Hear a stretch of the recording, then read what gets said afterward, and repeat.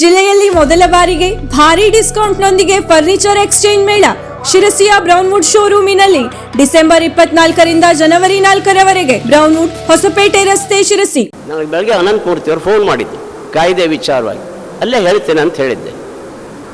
ಈ ಸುಲಭವಾಗಿ ಬರಲಿಲ್ಲ ನಮ್ಮ ಪಂಚಾಯತ್ ವ್ಯವಸ್ಥೆ. ವಿವಾದಕ್ಕಾಲ ನಾನು ಸತ್ಯವನ್ನು ಹೇಳ್ತಾ ಇದ್ದೇನೆ, ಅಂಬೇಡ್ಕರ್ ಅವರು ಇದನ್ನು ವಿರೋಧ ಮಾಡ್ತಾರೆ. ವೀಕ್ಷಕ ಮಹಾಪ್ರಭುಗಳೇ, ನಮ್ಮ ಚಾನೆಲ್ ಅನ್ನು ಸಬ್ಸ್ಕ್ರೈಬ್ ಮಾಡಿ, ಶೇರ್ ಮಾಡಿ, ಪ್ರೋತ್ಸಾಹಿಸಿ. ಗೌರವಾನ್ವಿತ ಸಂಸದರು, ನಮ್ಮೆಲ್ಲರ ನಾಯಕರಾಗಿರ್ತಕ್ಕಂಥ ಮಾನ್ಯ ಶ್ರೀ ಕಾಗೇರಿ ವಿಶ್ವೇಶ್ವರ ಹೆಗಡೆ ಅವರೇ, ಮಾನನೀಯ ಸಭಾಧ್ಯಕ್ಷರೇ, ವೇದಿಕೆ ಮೇಲೆ ಆಸೀನರಾಗಿರ್ತಕ್ಕಂಥ ಎಲ್ಲ ಗಣ್ಯ ವ್ಯಕ್ತಿಗಳೇ, ಆತ್ಮೀಯ ಬಂಧುಗಳೇ ಮತ್ತು ಮಾಧ್ಯಮದ ಮಿತ್ರರೇ, ನಾಗರಾಜ್ ಮೊದಲು ಒಂದು ಮಾತು ಹೇಳಿದ್ರು, ನಾವು ದೀಪ ಇದ್ದಲ್ಲಿ ಹೋಗಬೇಕಾಗಿತ್ತು. ನಮ್ಮ ಯೋಗ ಹೇಗಿದೆ ಅಂತಂದರೆ ದೀಪನೇ ನಾವಿದ್ದಲ್ಲಿ ಬಂತು. ಹಾಗೆ ಬದುಕಿನಲ್ಲಿ ನಾವು ಅಪೇಕ್ಷೆ ಮಾಡಬೇಕು, ಆ ಥರ ಈಡೇರಬೇಕು. ನಾವು ದೇವರಿದ್ದಲ್ಲಿ ಹೋಗಬೇಕು ನಿಜ. ಅಕಸ್ಮಾತ್ ದೇವರೇ ನಾವಿದ್ದಲ್ಲಿ ಬಂದರೆ ಎಷ್ಟು ಸಂತೋಷ ಆಗ್ಬೋದು. ಅಂಥದ್ದು ಒಂದು ಘಟನೆ ಇವತ್ತಿನ ವೇದಿಕೆ ಮೇಲೆ ನಡೆದಿದೆ. ನಮಗೆಲ್ಲ ದಿಲ್ಲಿಗೆ ಹೋಗಬೇಕು ಅನ್ನೋದು ಮನಸ್ಸಿತ್ತು, ಆದರೆ ದಿಲ್ಲಿನೇ ನಮ್ಮ ಊರಿಗೆ ಬಂದದಲ್ಲ. ಇಲ್ಲಿ ಇದು ಇವತ್ತಿನ ವಿಷಯದ ಮುಖ್ಯವಾದಂಥ ವಸ್ತು. ಇದು ನಮ್ಮ 2.5 ಲಕ್ಷ ಪಂಚಾಯತ್ಗಳಲ್ಲಿ ದೇಶದಲ್ಲಿರುವಂಥದ್ದು, 5 ಲಕ್ಷ ಹಳ್ಳಿಗಳಲ್ಲಿ ಇರುವಂಥ 140 ಕೋಟಿ ಜನ ಯಾರಿಗೂ ಸಹಿತ ದಿಲ್ಲಿ ತಲುಪಲಿಕ್ಕೆ ಆಗೋದಿಲ್ಲ. ದಿಲ್ಲಿ ಬೆಂಗಳೂರು ತಲುಪದೇ ಇದ್ದರೆ ನಮ್ಮ ಅರ್ಜಿಗಳು ತಲುಪೋದಿಲ್ಲ ಅಲ್ಲಿ. ಅಕಸ್ಮಾತ್ ದಿಲ್ಲಿನೇ ನಮ್ಮ ಹಳ್ಳಿಗೆ ಬಂದರೆ ನಿಜವಾದಂಥ ಪ್ರಜಾಪ್ರಭುತ್ವ, ಗ್ರಾಮ ಸ್ವರಾಜ್ಯದ ಪರಿಕಲ್ಪನೆಯ ಸ್ವರ್ಣಯುಗ ಕಾಗೇರಿಯವರು ಇಲ್ಲಿ ಬಂದಿದ್ದು ಅಂಥೇಳಿ ನಾನು ಹೇಳಲಿಕ್ಕೆ ಬಯಸ್ತೇನೆ. ಇದು ಈ ದೇಶದಲ್ಲಿ ನಡಿಬೇಕು. ಒಂದು ಅದ್ಭುತವಾದಂಥ ವಿಷಯ ಇವತ್ತು, ಭಾಳ ಚೆನ್ನಾಗಿದೆ. 70% ಭೌಗೋಳಿಕ ಹಳ್ಳಿ, 70% ಜನಸಂಖ್ಯೆ ಹಳ್ಳಿ. ನಮ್ಮ ರಾಜ್ಯದಲ್ಲಿ 6,000 ಪಂಚಾಯತ್ಗಳಿದೆ. ನಿಮ್ಮ ಪಂಚಾಯತದ ಹಾಗೆ 90,000 ಜನ ಪಂಚಾಯತದ ಸದಸ್ಯರಿದ್ದಾರೆ. ಭೌಗೋಳಿಕವಾಗಿ ಜನಸಂಖ್ಯೆ ದೃಷ್ಟಿಯಿಂದ ಎಲ್ಲ ದೃಷ್ಟಿಯಿಂದಲೂ ಸಹಿತ ಹಳ್ಳಿಗಳು ಬಹಳ ದೊಡ್ಡದಾದಂಥ ವಿಷಯ ನಮ್ಮ ದೇಶದಲ್ಲಿ. ಅದಕ್ಕೊಂದು ಕಾರಣ ಇದೆ. ಅದು ಹಿಂದೆ ಮಾತಾಡ್ತಾ ಇದ್ದೆ. ಅದಕ್ಕೊಂದು ಕಾರಣ ಯಾಕಂತಂದರೆ, ಒಂದು ಚಿಕ್ಕ ಪ್ರಾಬ್ಲಮ್ ಈ ಹಾಲ್ನಲ್ಲಿ. ಅಂದರೆ ಭಾಳ ಸುಂದರವಾದಂಥ ಹಾಲ್ ಇದು, ಆದರೆ ಸಣ್ಣ ಪ್ರಮಾಣದಲ್ಲಿ ಪ್ರತಿಧ್ವನಿ ಆಗ್ತದೆ ಹಾಲ್ನಲ್ಲಿ. ನಮ್ಮ ಧ್ವನಿನೇ ನಮಗೆ ಕೇಳ್ತದೆ. ಏನು ಇದು ಹಳ್ಳಿಯ ವಿಷಯ? ಏನು ಇದು? ಈಗ ಎಲ್ಲರೂ ಸಹಿತ ಯೂಟ್ಯೂಬನ್ನು ನೋಡಬೇಕು. ಬೇಡದಿದ್ದಲ್ಲ, ಒಳ್ಳೆಯದನ್ನು. ಅತ್ಯುತ್ತಮವಾದಂಥ ವೈಚಾರಿಕವಾದಂಥ ಚಿಂತನೆಗಳು ಯೂಟ್ಯೂಬ್ನಲ್ಲಿ ಪ್ರತಿ ದಿವಸ ನಡೀತದೆ. ಒಂದು 3 ತಿಂಗಳ ಹಿಂದೆ ಭಾಳ ಒಳ್ಳೆಯ ಸಬ್ಜೆಕ್ಟ್, ಮೋಹನ್ ದಾಸ್ ಪೈ, ಇನ್ಫೋಸಿಸ್ ಮುಖ್ಯಸ್ಥರು, ITBT ಪ್ರಚಂಡವಾದಂಥ ನಾಯಕರು ಬಂದಿದ್ದರು ಚರ್ಚೆಗೆ. ಅವ್ರದ್ದಾದಂಥ ITBT ಸೆಕ್ಟರ್ನಲ್ಲಿ, ಇಂಟರ್ನ್ಯಾಷನಲ್ ಸೆಕ್ಟರ್ನಲ್ಲಿ ಹಣದ ಇದರಲ್ಲಿ ಹೇಳ್ತಾ ಹಳ್ಳಿಯನ್ನು ಬಯಲಿಕ್ಕೆ ಪ್ರಾರಂಭ ಮಾಡಿದರು. ಈ ದೇಶಕ್ಕೆ ಕಂಟಕ ಅಂತಂದ್ರೆ ಹಳ್ಳಿಯ ಜನ ಲೈಬಿಲಿಟೀಸು ಈ ಖಜಾನೆಗೆ. ನಾವು ಹಳ್ಳಿಯ ರಸ್ತೆ ನೀರಿಗಾಗಿ ಕೋಟಿಗಟ್ಟಲೆ ರೂಪಾಯಿ ಹಣ ಖರ್ಚು ಮಾಡಬೇಕು. ಆ ಪ್ರಮಾಣದ ರಿಟರ್ನ್ಸ್ ನಮ್ಮ ಖಜಾನೆಗೆ ಬರೋದಿಲ್ಲ. ಭಾರತ ದೇಶದ ಖಜಾನೆಯೇನಾದರೂ ತುಂಬಬೇಕು ಅಂತಂದರೆ ನಾವು ITBT ಅವರು ಇದ್ದಿದ್ದಕ್ಕೆ ಮಾತ್ರ ಈ ದೇಶ ರಾಜ್ಯಗಳು ನಡೀತಾ ಇದೆ. ಒಂದು ಬೆಂಗಳೂರು ITBTಯಿಂದ ಇಡೀ ಕರ್ನಾಟಕದ ರಾಜ್ಯದ ಆದಾಯವನ್ನು ಹೊಂದಿಸ್ತೇವೆ. ಹಾಗಾಗಿ ನಾವು ಕಾರ್ಪೊರೇಟ್ ಸೆಕ್ಟರ್ನವರ ಶ್ರೇಷ್ಠರು, ಹಳ್ಳಿಯವರು ಲಯಬಿಲಿಟೀಸ್ ಹೇಳುವಂಥ ಮಾತು ಹೇಳ್ತಾ ಇದ್ದರು. ಚರ್ಚೆಗೆ ಅವಕಾಶ ಇತ್ತು ಅದರಲ್ಲಿ. ನಾನು ಸ್ಟಾಪ್ ಇಟ್ ಅಂತ ಹೇಳಿದೆ. ನನ್ನ ಪರಿಚಯವೇ ಇತ್ತು ಅವ್ರದ್ದು. ಸ್ಟಾಪ್ ಇಟ್ ಅಂತ ಹೇಳಿದೆ. ಸುಮ್ಮನೆ ಹಳ್ಳಿಯನ್ನು ಕೀಳಿರಿಮೆ ದೃಷ್ಟಿಯಿಂದ ಹೀಗೆಳೆಯಬೇಡಿ.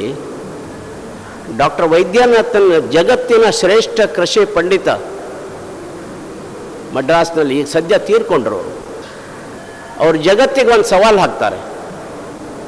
ಎಲ್ಲ ಕ್ಷಿಪಣಿಗಳನ್ನು ಉಡ್ಡಯಿಸಿದಂಥ ವಿಜ್ಞಾನಿಗಳೇ, ಜಲಾಂತರ್ಗಾಮಿ ಹಡಗುಗಳನ್ನು ಕಳಿಸುವಂಥ ವಿಜ್ಞಾನಿಗಳೇ, ಏನೆಲ್ಲವನ್ನು ಸೃಷ್ಟಿ ಮಾಡುವಂಥ ವಿಜ್ಞಾನಿಗಳೇ, ಜಗತ್ತು ತಮ್ಮಿಂದನೇ ನಡೀತದೆ ಹೇಳುವಂಥ ವಿಜ್ಞಾನಿಗಳೇ, ಒಂದು ಸವಾಲಿಗೆ ಉತ್ತರ ಕೊಡಿ ಅಂತ ಹೇಳ್ತಾರೆ ಅವರು. ನೀವು ಇಡೀ ಜಗತ್ತು ವಿಜ್ಞಾನ ನಮ್ಮಿಂದ ನಡೀತದೆ ನಡೀತದೆ ನಡೀತದೆ ಅಂತ ಹೇಳಿ ಜಂಬ ಕೊಚ್ಕೊಳ್ತೀರಲ್ಲ, ಇಡೀ ಜಗತ್ತಿನ ವಿಜ್ಞಾನ ಕ್ಷಿಪಣಿಗಳೆಲ್ಲ ಸೇರಿ 1 ಕಿಲೋ ಅಕ್ಕಿಯನ್ನು ತಯಾರು ಮಾಡಿಕೊಡಿ, ನಾನು ನಿಮಗೆ ಶರಣಾಗ್ತೇನೆ ಅಂತ ಹೇಳ್ತಾರೆ ವೈದ್ಯನಾಥನರು.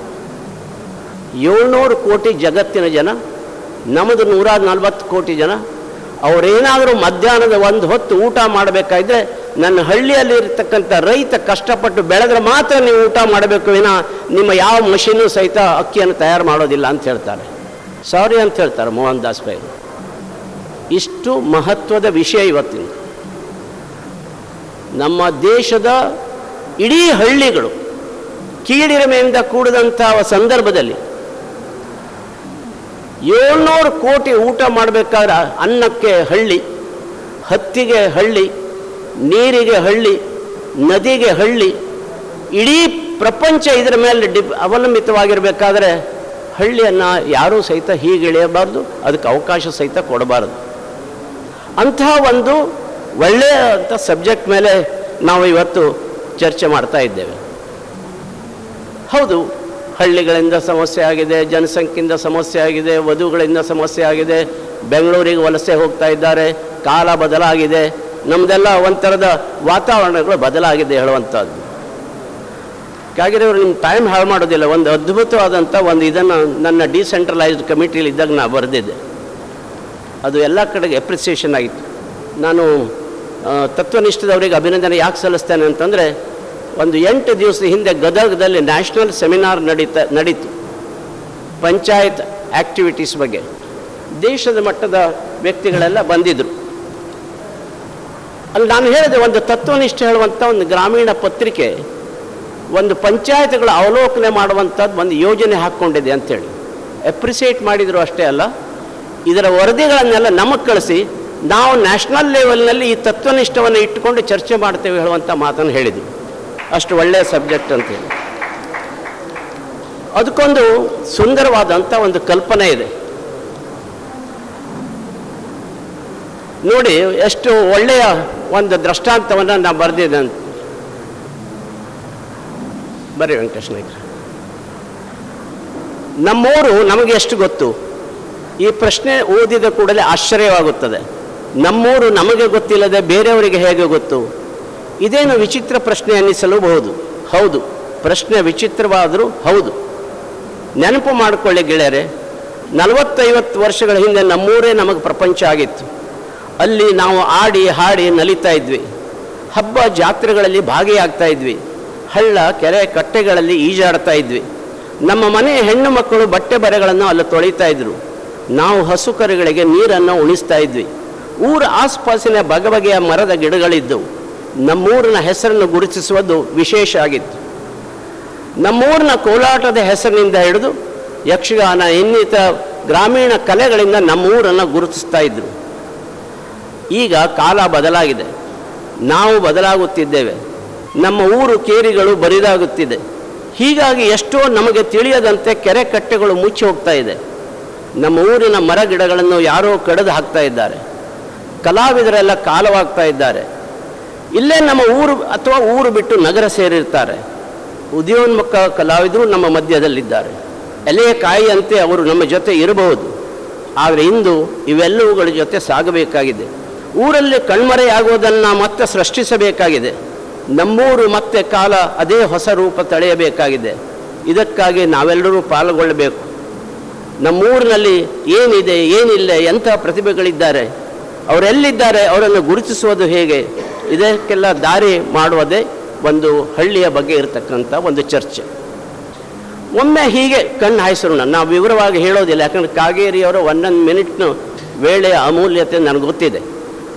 ಆದರೆ ಅವರು ಇರುವಂಥ ಸಂದರ್ಭದಲ್ಲಿ 4 ಈ ಕಾಯ್ದೆಗೆ ಸಂಬಂಧಪಟ್ಟಂಥ ವಿಚಾರಗಳನ್ನು ಮಾತಾಡಿದರೆ ನನಗೆ ಮನಸ್ಸಿಗೆ ಸಮಾಧಾನ. ನಾನು 5 ವರ್ಷ ಜಿಲ್ಲಾ ಪರಿಷತ್ತಿನಲ್ಲಿದ್ದು, ಈಗ 5 ವರ್ಷ ವಿಕೇಂದ್ರೀಕರಣದ ಯೋಜನೆಯ ಅಭಿವೃದ್ಧಿಯ ಸಮಿತಿಯಲ್ಲಿದ್ದು, 30 ವರ್ಷಗಳ ಕಾಲ ಪಂಚಾಯತ್ ಪರಿಷತ್ನಲ್ಲಿ ನಾನು ಪದಾಧಿಕಾರಿಯಾಗಿದ್ದು ಆ ಎಲ್ಲ ಕಾಯ್ದೆಗಳನ್ನು ಸಹಿತ ನಾನು ಸಂಪೂರ್ಣವಾಗಿ ಅರ್ಥ ಮಾಡ್ಕೊಂಡಿದ್ದೇನೆ. 2-3 ನಿಮಿಷ ಅಷ್ಟೇ.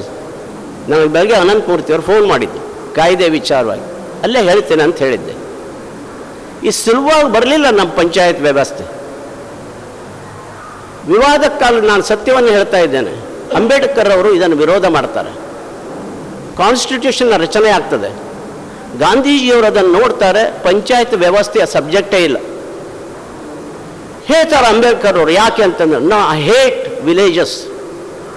ನನ್ನ ಜನರನ್ನು ಅಲ್ಲಿ ಮಲ ಹೊರಿಸ್ತಾರೆ, ನನ್ನ ಜನರನ್ನು ಊರು ಕೇರಿಂದ ಹೊರಗಡೆ ನಿಲ್ಲಿಸ್ತಾರೆ, ನನ್ನ ಜನರನ್ನು ದೇವಸ್ಥಾನದ ಒಳಗಡೆ ಬರಲಿಕ್ಕೆ ಕೊಡೋದಿಲ್ಲ. ಸೊ ಐ ಹೇಟ್ ವಿಲೇಜಸ್ ಅಂತ ಹೇಳ್ತಾರೆ. ಅದಕ್ಕಾಗಿ ನಾನು ಸಂವಿಧಾನದಲ್ಲಿ ಸೇರಿಸಲಿಲ್ಲ ಅಂತ ಹೇಳ್ತಾರೆ. ಗಾಂಧೀಜಿಯವರು ಆಮರಣ ಉಪವಾಸ ಮಾಡ್ತಾರೆ. ಗ್ರಾಮಗಳು ಭಾರತದ ಆತ್ಮ, ಅದಿಲ್ಲದೆ ನಮ್ಮ ಕಾನ್ಸ್ಟಿಟ್ಯೂಷನ್ ಇಲ್ಲ ಅಂಥೇಳಿ ಉಪವಾಸ ಬಿದ್ದು ದೀರ್ಘವಾದಂಥ ಉಪವಾಸಕ್ಕೆ ಬಿದ್ದಾಗ ಎಲ್ಲರೂ ಮಣಿತಾರೆ. ಆಮೇಲೆ ಪರಿಚ್ಛೇದದ 7-8 ಭಾಗವಾಗಿ ಗ್ರಾಮ ಸ್ವರಾಜ್ಯವನ್ನು ಸಂವಿಧಾನದಲ್ಲಿ ಸೇರಿಸ್ತಾರೆ. ತಕ್ಷಣದಲ್ಲಿ ಸ್ವಾತಂತ್ರ್ಯ ಬಂತು. 1962ರಲ್ಲಿ ಬಲವಂತರಾವ್ ಮೆಹ್ತಾ ಕಮಿಟಿಯಿಂದ ಅದು ಗೈಡ್ ಆಗಿ SK ಡೇ ಹೇಳುವಂಥ ಅದ್ಭುತವಾದಂಥ ಪಂಚಾಯತ್ ರಾಜ್ ಮಂತ್ರಿದು ಹೆಗ್ಡೆ ಅವರಿಗೆ ಭಾಳ ಆಪ್ತರಾಗಿದ್ದರು. ಅವರ ನೇತೃತ್ವದಲ್ಲಿ ಪಂಚಾಯತ್ ಪರಿಷತ್ ಸ್ಥಾಪನೆ ಆಗ್ತದೆ. ಕಾಗೇರಿಯವರಿಗೂ ನೆನಪಿರ್ಬೋದು, ಅವರು ಸಾಕಷ್ಟು ಸ್ವಲ್ಪ ದೊಡ್ಡವರು ಆಗಿರ್ತಾರೆ.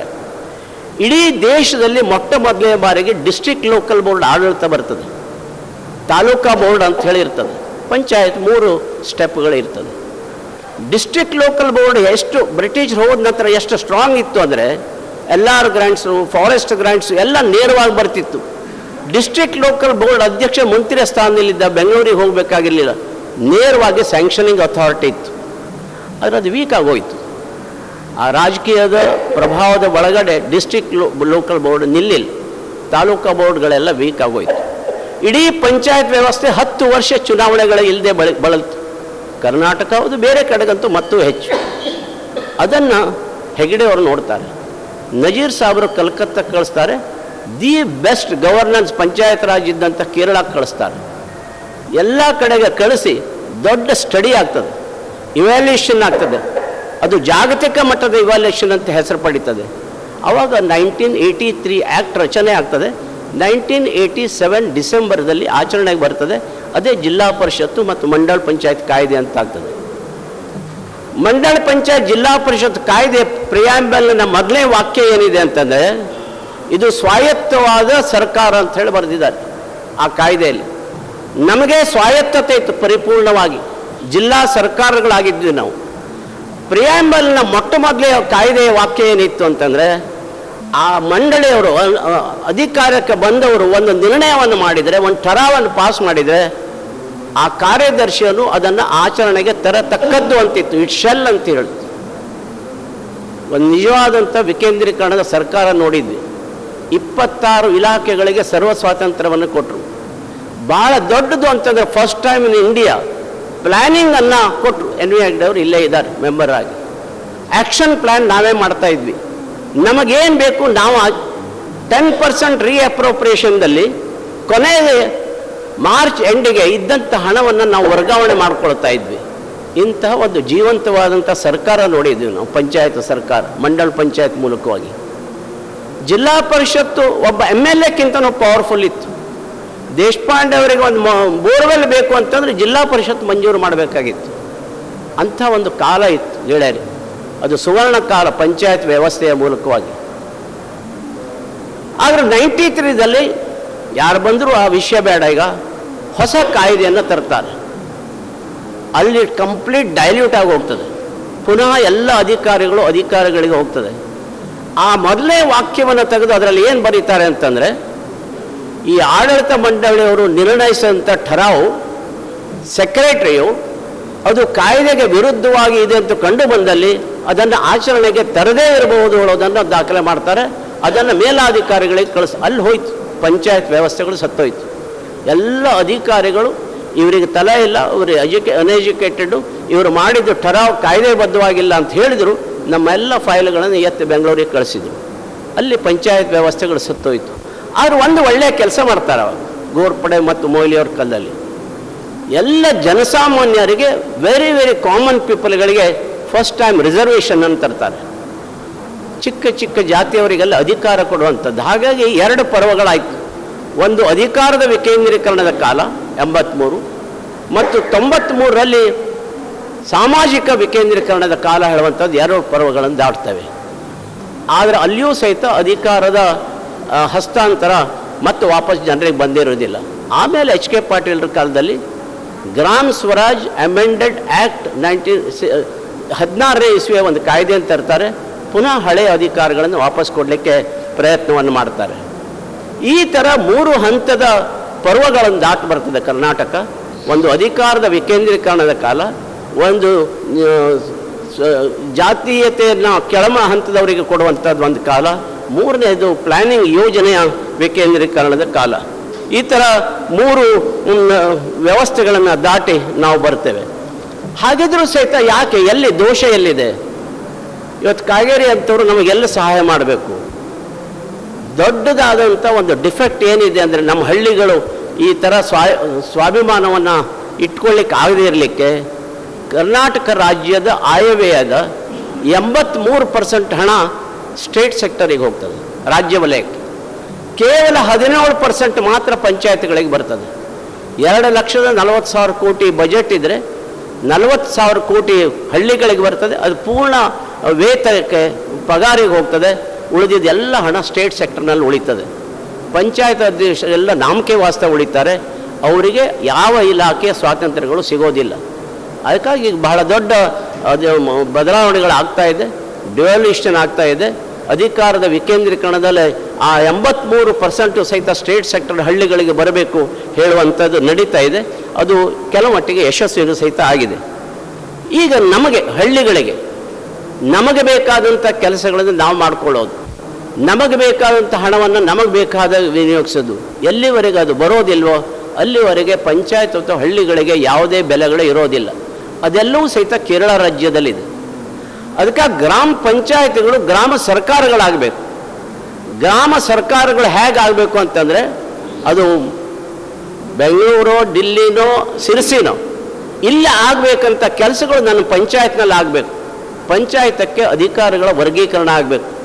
ಒಬ್ಬ ಪಂಚಾಯತ್ ಅಧ್ಯಕ್ಷ ತನಗೆ ಬೇಕಾದಂಥ ಎಲ್ಲ ಕೆಲಸಗಳನ್ನು ಮಾಡಲಿಕ್ಕೆ ಒಬ್ಬ DC ಗೆ ದತ್ತವಾದಂಥ ಅಧಿಕಾರಗಳನ್ನು ಸಹಿತ ಪಡೆದುಕೊಳ್ಳಬೇಕು. ಈ ವರ್ಗಾವಣೆ ಎಲ್ಲಿವರೆಗೆ ಆಗೋದಿಲ್ವೋ ಇದೆಲ್ಲ ಸ್ಕೆಲೆಟಿನ್ ಅಸ್ಥಿಪಂಜರಗಳಾಗಿ ಉಳಿತದೆ. ಯಾಕಂತಂದರೆ ಅಲ್ಲಿ ಎಲ್ಲದಕ್ಕೂ ಕಂಡೀಷನ್ ಹಾಕಿಬಿಡ್ತಾರೆ. NREG 10% ಮೇಲೆ ನೀವು ಉಪಯೋಗಿಸಬಾರದು ಇಂಥದ್ದಕ್ಕೆ. 15th ಫೈನಾನ್ಸ್ ಅದು ನಿಮಗೆ ಇಷ್ಟು ಕಂಡೀಷನ್ನು ನೀವು ಉಪಯೋಗಿಸಬಾರದು. ಯಾವ ಕೆಲಸಕ್ಕೆ ಹೋದರೂ ಸಹಿತ ಪಂಚಾಯತ್ ಅಧ್ಯಕ್ಷನ ಎಲ್ಲ ಕೈಕಾಲು ಕಟ್ಟಾಕಿ ಕಂಡೀಷನ್ಗಳನ್ನು ಹಾಕಿಬಿಟ್ಟಿದ್ದಾರೆ. ಎಲ್ಲಿವರೆಗೆ ಅನ್ಟೈಡ್ ಫಂಡ್ಸ್ ಅವರಿಗೆ ವಿವೇಚನಾ ಅಧಿಕಾರವನ್ನು ಕೊಟ್ಟು ಖರ್ಚು ಮಾಡಲಿಕ್ಕೆ ಅಧಿಕಾರಗಳನ್ನು ಕೊಡೋದಿಲ್ವೋ ಯಾರೂ ಸಹಿತ ಪಂಚಾಯತಕ್ಕೆ ಗೌರವಗಳನ್ನು ಕೊಡೋದಿಲ್ಲ.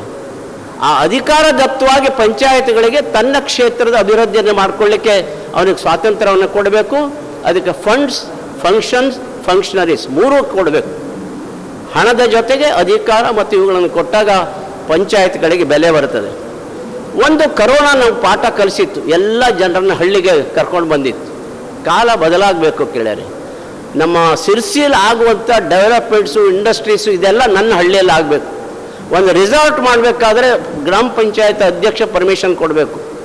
ಯಾವುದೇ ಯೋಜನೆಗಳು ಬೇಕಾದರೆ ಗ್ರಾಮ ಪಂಚಾಯತ್ ಅಧ್ಯಕ್ಷನಿಗೆ ಅಧಿಕಾರಗಳನ್ನು ಕೊಡಬೇಕು. ಮತ್ತು ಅಧಿಕಾರ ಬಂದಾಗ ಜನ ಪುನಃ ಹಳ್ಳಿಯ ಕಡೆಗೆ ಬರ್ತಾರೆ, ಪಂಚಾಯತ್ ಅಧ್ಯಕ್ಷನ ಹಿಂದುಗಡೆ ಬರ್ತಾರೆ. ಮತ್ತು ಫಂಡ್ಸ್, ಫಂಕ್ಷನ್ಸ್ ಮತ್ತು ಫಂಕ್ಷನರೀಸ್ ಕೊಟ್ಟಾಗ ಅವನು ಸ್ವಾಯತ್ತವಾಗಿ ಕೆಲಸ ಮಾಡಲಿಕ್ಕಾಗ್ತದೆ. ಆವಾಗ ಹಳ್ಳಿಗಳಿಗೆ ಒಂದು ಬೆಲೆ ಬರ್ತದೆ. ಎಲ್ಲಿವರೆಗೆ ಹಳ್ಳಿಗಳಿಗೆ ಆಡಳಿತಾತ್ಮಕವಾದಂಥ ಸ್ವಾತಂತ್ರ್ಯ ಲಭಿಸೋದಿಲ್ವೋ ನಾವು ಪರತಂತ್ರರಾಗೇ ಇರ್ತೇವೆ. ಈ ಹಳ್ಳಿಗಳನ್ನು ಉಳಿಸ್ಕೊಳ್ಬೇಕಾಗಿದೆ, ನಮ್ಮ ಹಳ್ಳಿಗರನ್ನು ಉಳಿಸ್ಕೊಳ್ಬೇಕಾಗಿದೆ. ಅದಕ್ಕೆ ಅಧಿಕಾರ ದತ್ತವಾದಂಥ ವಿಕೇಂದ್ರೀಕರಣ ಆಗಬೇಕಾಗಿದೆ. ಆವಾಗ ಹಳ್ಳಿಗಳಿಗೆ ಒಂದು ಸಮಗ್ರವಾದಂಥ ಶಕ್ತಿ ಬರ್ತದೆ. ನನಗೊಂದು ಆತ್ಮವಿಶ್ವಾಸ ಇದೆ. ಈ ಎಲ್ಲ ಬಿಟ್ಟು ಹೋಗಿದ್ದಾರಲ್ಲ ಹಳ್ಳಿಗಳನ್ನು, ದೊಡ್ಡ ದೊಡ್ಡ ನೆಲೆಸಿದಾರಲ್ಲ, ಅವ್ರು ನೋಡಿ ಇನ್ನೊಂದು 10 ವರ್ಷದಲ್ಲಿ ಕಲುಷಿತ ಹವೆ, ಕಲುಷಿತ ನೀರು, ಕಲುಷಿತವಾದಂಥ ರೋಗಗಳಿಂದ ಅಜ್ಜನನ್ನು ಹುಡ್ಕೊಂಡು ಬರ್ತಾರೆ. ನನಗೊಂದು 5 ಎಕರೆ 10 ಎಕರೆ ಒಂದು ಗಾರ್ಡನ್ ಮಾಡಬೇಕಾಗಿದೆ, ಜಾಗ ಕೊಡುವಂತ ಬರ್ತಾರೆ. ಒಳ್ಳೆ ಆಕ್ಸಿಜನ್ ಬೇಕಾಗಿದೆ, ಹಳ್ಳಿಗಳನ್ನು ಹುಡ್ಕೊಂಡು ಬರ್ತಾರೆ. ಒಳ್ಳೆಯ ನೀರು ಬೇಕಾಗಿದೆ, ಹಳ್ಳಿಗಳನ್ನು ಹುಡ್ಕೊಂಡು ಬರ್ತಾರೆ. ಅಲ್ಲಿಯವರೆಗೆ ನಾವು ಹಳ್ಳಿಯನ್ನು ಗಟ್ಟಿಯಾಗಿ ಇಟ್ಟುಕೊಳ್ಬೇಕು. ಕಾಲ ಬದಲಾಗ್ತದೆ ಗೆಳೆಯರೆ, ಜಗತ್ತಿನಲ್ಲೂ ಇಂತಹ ವಿದ್ಯಮಾನಗಳು ನಡೆದಿದೆ. ಹಳ್ಳಿಗಳಿಗೆ ಯಾವತ್ತೂ ಸಾವಿಲ್ಲ. ಹಳ್ಳಿ ಆಡಳಿತಕ್ಕೊಂದು ಜೀವ ಕೊಟ್ಟರೆ, ಆ ಜೀವದಿಂದ ನಮ್ಮ ಕೆಲಸಗಳಾದರೆ ಯುವಕರು ಸಹಿತ ಪಲಾಯನ ಮಾಡೋದಿಲ್ಲ. ಅಂಥ ಒಂದು ಒಳ್ಳೆಯ ವಿಚಾರ ಸಂಕಿರಣ ನಡೆದಿದೆ. ಇದು ಇನ್ನೂ ಹೆಚ್ಚು ಪ್ರಖರವಾಗಿ ನಡೀಲಿ. ಇದನ್ನೇ ಇಟ್ಕೊಂಡು ನಾವು ಬೆಂಗಳೂರಿನಲ್ಲಿ ಈ ಸುದ್ದಿಯನ್ನು ತೆಗೆದುಕೊಂಡು ಹೋಗ್ತೇನೆ. ಇಂಥ ಒಂದು ಹಳ್ಳಿಯಲ್ಲಿ ಈ ವಿಚಾರ ಎತ್ತುಕೊಂಡಿದ್ದರಿಂದ ಇದು ಎಲ್ಲ ಹಳ್ಳಿಗಳಿಗೂ ಸಂಬಂಧಪಟ್ಟದ್ದು. ಮತ್ತು ದಿಲ್ಲಿ ಮತ್ತು ಹಳ್ಳಿ ಇಲ್ಲಿ ಒಂದಾಗಿದೆ. ಕಾಗೇರಿಯವರು ಮತ್ತು ಹಳ್ಳಿ ತತ್ವನಿಷ್ಠ ಒಂದಾಗಿದೆ. ಇದರಿಂದ ಒಂದು ಹೊಸ ಬೆಳಕನ್ನು ನೋಡೋಣ ಅಂತೇಳಿ ನನ್ನ ಮಾತುಗಳಿಂದ ಮುಗಿಸ್ತಾ ಇದ್ದೇನೆ. ವೀಕ್ಷಕ ಮಹಾಪ್ರಭುಗಳೇ, ನಮ್ಮ ಚಾನಲ್ ಅನ್ನು ಸಬ್ಸ್ಕ್ರೈಬ್ ಮಾಡಿ, ಶೇರ್ ಮಾಡಿ, ಪ್ರೋತ್ಸಾಹಿಸಿ.